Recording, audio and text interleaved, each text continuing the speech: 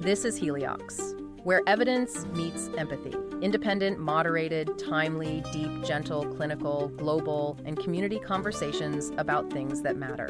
Breathe easy, we go deep and lightly surface the big ideas.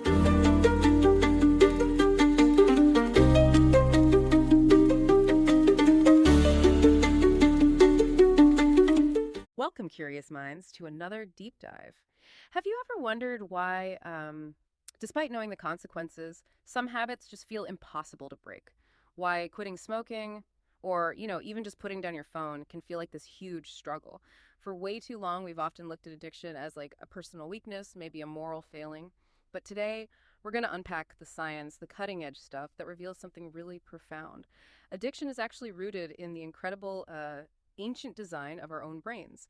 Our mission here is to explore how these brains, which are wired for survival, sometimes lead us into these really persistent patterns of addiction. And we'll look at what the latest science from experts at Stanford Medicine tells us about, well, understanding and treating it. Yeah, and what's really fascinating here is that addiction, well, at its core, it isn't some kind of flaw in us. It's actually more like an unintended consequence, though a big one, of a system that's built to actively seek out rewards. It's a survival thing. Keith Humphreys, he's a PhD, professor of psychiatry at Stanford, puts it really well. He says, we've got an old brain in a new environment. And this vulnerability, it wasn't really a major issue for most of human history. But now, with global trade, industrial chemistry, these incredibly potent addictive substances are just, well, everywhere. Super accessible. That really does reframe it, doesn't it? But I bet for listeners, the immediate question is still, okay, if the downsides are so obvious, why do so many people struggle, stopping drinking, quitting smoking, even resisting that endless scroll? What's the common idea we're pushing against here, and how does this ancient architecture concept really flip that idea? Well, think about it. For millennia, our survival literally depended on seeking pleasure and avoiding pain. It's fundamental. So when we do something beneficial, eat when we're hungry, find shelter, our brain releases dopamine, and that chemical messenger, it creates pleasure, but crucially, it reinforces doing that thing again. Anna Lemke, she's an MD, also a professor of psychiatry at Stanford, she wrote Dopamine Nation. She emphasizes this. She says the reward pathways in our brains have actually been conserved over millions of years of evolution and across species. I mean, she even points to, the most primitive worm moving towards food because of this same reward system. Wow, a worm. So it's that. It's incredibly fundamental, deeply ingrained survival stuff. Okay, and that system worked perfectly, beautifully even, in environments where things were scarce, right? Where chasing dopamine-releasing stuff was genuinely vital. So here's where it gets really interesting, I think. What happens now in our modern world when we're just flooded with easy, almost effortless access to things that light up that pathway, but intensely? That is exactly the modern dilemma. We've basically created these super stimuli. Think highly concentrated pleasure, sugary, salty foods, nicotine, alcohol, drugs. Yeah, but also things like slot machines, the constant ding of digital media.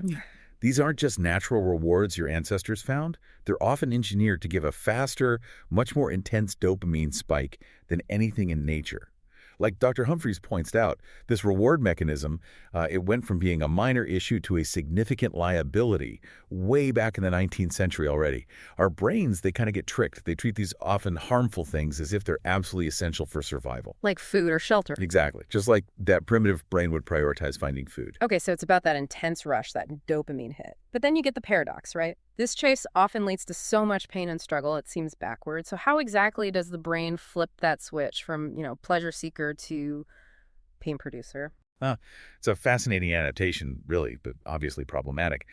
When these addictive things cause that repeated huge surge of dopamine, the brain doesn't just keep churning it out endlessly. It has this compensatory mechanism. It tries to balance things. So it responds by actually reducing the number and the sensitivity of its dopamine receptors. The docking stations, you mean? Yeah, exactly. The docking stations that detect the dopamine. It's trying to dial things back to maintain some kind of equilibrium. Right. And what's the direct hit for the person when their brain does that, when it reduces those receptors? Well, a direct consequence is that it becomes much, much harder to feel pleasure. And not just from the drug or the behavior itself, but crucially, from everyday life, the normal stuff. As Dr. Lemke puts it really clearly, people use more just to feel normal. They're Right. chasing that first high, but their brain's changed. It becomes this escalating battle just to feel okay, never mind actual joy. Can you give us a really concrete example, something to make it crystal clear for everyone listening? Absolutely. Nicotine is a perfect example. So someone smokes or vapes, right? The nicotine hits the brain fast, binds to specific receptors, and bang releases dopamine, other signaling molecules too. And this gives those short-lived effects. Better focus, maybe a mood lift, suppressed appetite. But short-lived is the key phrase there. Exactly. Yeah. Very short-lived. So to keep that feeling going, people end up dosing really frequently. Think about it, maybe 200 puffs a day for someone smoking a pack. And over time, the brain actually makes more receptors to handle this constant flood. Jody Prochaska, she's a clinical psychologist at Stanford studying tobacco addiction. She explains it like this. You're no longer smoking to get high. You're smoking to avoid withdrawal. Ah, so it flips from seeking pleasure to just avoiding pain. Precisely. And this whole process, Dr. Humphreys calls it maladaptive learning. Mm-hmm. Imagine your brain, this ultimate survival machine, literally changing its priorities. It's not just a craving anymore. The brain learns to treat the substance as more important than basic needs. Food, safety, connection with others. Yeah, that's how deep the rewiring goes. So someone might start for fun, or maybe to cope with something. But their brain adapts, that initial effect fades, and like Dr. Lemke says, they need more of the substance, or a more potent form, to get the same effect and prevent withdrawal. That's a critical point. And it brings up something I think a lot of us wonder about, maybe for ourselves or people we know.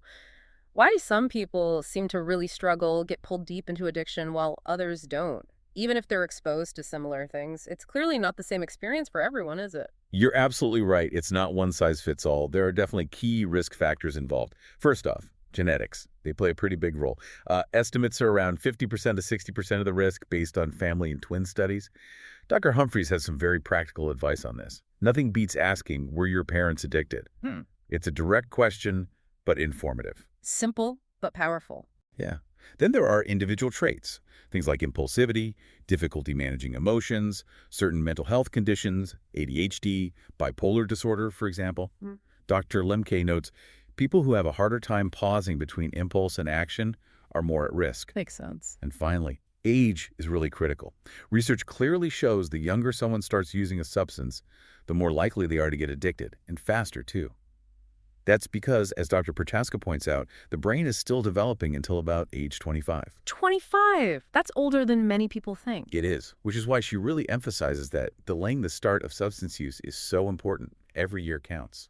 Okay, so we have this brain wiring, these vulnerabilities. What does that mean for us as a society now, with all these potent stimuli just everywhere? Well, connecting those dots means that even people who maybe thought, oh, addiction isn't something that could happen to me, they're now running into problems. We just have so many more drugs than we used to, and they are so much more potent. Think powerful opioids for sure. But it's also compulsive behaviors, right? Gambling, getting lost in social media, sex, pornography. These all tap into those same ancient dopamine pathways. So the net of potential struggle is just is much wider now than we might have traditionally thought. It really underscores that the struggle to quit is incredibly real. It's not just about willpower, clearly. But the good news, I guess, is that the scientific understanding you're laying out is really changing how clinicians treat addictions. So, putting it all together, what does this knowledge mean for someone who wants to make a change, wants to find that path to recovery? Well, the main goal, the big picture for addiction treatment, is really to help patients get back to that healthy balance, that homeostasis in the brain. It's about helping the brain re-regulate itself, basically, so that natural pleasures, the everyday joys, can feel genuinely rewarding again. We know addicted brains have kind of gone off the rails, outside normal balance, and treatment aims to bring them back. Right. And what are some of the key strategies? How do you help someone achieve that balance? Well, the number one way, according to Dr. Lemke, is often starting with abstinence. She frequently recommends what she calls a 30-day reset. It's a way for people to really challenge their own relationship with something. Now, during this time, she warns, patients will generally feel worse before they get better. That's the brain adjusting. Right, that initial difficulty. Exactly.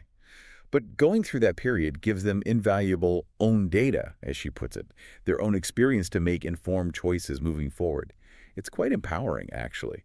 And importantly, if that 30-day break just seems completely impossible, Dr. Prochaska's advice is clear. That's absolutely the time to talk to a medical professional. There's help available. For nicotine, for instance, common treatments involve things like patches. They give a steady dose paired with faster-acting gum, or lozenges for those sudden, sharp cravings. There are also medications like varenicline, which used to be called Chantix. It helps reduce withdrawal and makes smoking less satisfying. Are there newer things coming down the pipeline too? There are promising developments, yeah. Yeah. There's a plant-derived drug called cytisine, or cytisinicline, which works similarly to varenicline. It's in development, looks promising. Psilocybin is also being studied. It's interesting because, as Dr. Prochaska notes, nothing new has been FDA approved since 2006 for smoking cessation. But that may be about to change. And here's something else really interesting. Those medications originally for diabetes and weight loss, GLP-1 receptor agonists like Ozempic. Oh yeah, you hear about those everywhere now. Exactly. Well, they've shown some unexpected benefits for people struggling with alcohol, food, even nicotine. Early research suggests they might also act on the brain's reward centers, kind of subtly turning down the volume on the drive for these things. Dr. Humphreys said, these drugs weren't designed to treat addiction, but people started reporting that they just didn't want to drink as much. His take: if it holds up in trials, that's a big deal. Wow, potentially a huge deal. So these medications sound crucial for getting through that really tough initial period, right? When the withdrawal and the cravings are just screaming at you. Precisely. They help bridge that gap. And if abstinence can stick, if someone can maintain it, then those brain receptors, they slowly, gradually return towards a healthier state, that homeostasis we talked about. The brain starts to relearn how to experience natural pleasure again. That's incredibly hopeful. It really speaks to the brain's resilience, its capacity to heal. But let's be real too, recovery is a journey. It takes time. And maybe the brain doesn't go all the way back to how it was before. What about those lingering challenges, like withdrawal symptoms that might pop up, or those really stubborn cravings? Yeah, you're right to bring that up. In the early stages, people often feel withdrawal, irritability, bad sleep, low mood, trouble concentrating. That's pretty standard. Generally, that stuff peaks within maybe 3 days and usually gets much better by week 4. But as Dr. Prochaska points out, craving can persist for months, even years. It can linger. Years? Why so long? Well, part of it is what we call addiction memory.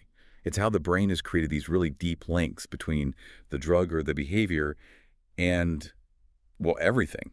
Daily routines, places, people, certain emotions. Like having coffee in the morning, feeling stressed, even just driving your car might become a trigger. Ah, so it's not just the brain chemistry rebalancing, it's these embedded memories and associations too. That sounds like a constant minefield almost. How do people navigate that, those environmental triggers popping up when they're trying to rebuild? That is exactly why understanding addiction memory is so vital for long-term recovery. It really drives home the point Dr. Lemke made. It's not about willpower, not in the simplistic way people mean it. It's about the brain adapting. And sometimes those changes are deep and persistent. So, a big part of recovery is learning to proactively identify those personal triggers, and then developing new coping strategies, new routines that don't involve turning back to the substance or behavior. It might mean changing your route home from work, avoiding certain situations for a while, learning new ways to handle stress or boredom. It's literally about rewiring those old learned associations and building new, healthier pathways. It really is remarkable, though, how resilient the brain can be even after these deep changes. It really is, thankfully. Yeah. With the right support and sustained effort over time, people absolutely can rebuild their natural reward systems. It's like Dr. Humphrey said, quite beautifully, I think. It starts to feel good again to play with your kids, to eat a good meal, to feel connected. That natural pleasure, that basic human joy, it can come back. It does come back. What an incredibly insightful deep dive. Thank you. I think the key takeaway here is just so powerful. Addiction really is this complex brain thing, isn't it? Not a moral failing. It comes from this ancient survival system bumping up against our modern world, full of these super tempting things. But understanding the science really does offer pathways to healing and, importantly, hope. Absolutely. And leaves us with a pretty big question to ponder, doesn't it? If our brains are wired this way, for reward, and our society just keeps throwing these supernormal stimuli at us, what changes might we need to think about, societally, maybe personally, beyond just individual treatment? How do we better protect ourselves and maybe future generations from these, well, unintended consequences of our own ancient design in this new world? That is a profound thought to end on. Definitely something to chew on. Thank you so much for joining us on this deep dive. We really hope this new understanding helps reshape how you think about addiction and empowers you with this knowledge. Thanks for listening today. 4 recurring narratives underlie every episode: boundary dissolution, adaptive complexity, embodied knowledge, and quantum-like uncertainty. These aren't just philosophical musings, but frameworks for understanding our modern world. We hope you continue exploring our other podcasts, responding to the content, and checking out our related articles at helioxpodcast.substack.com.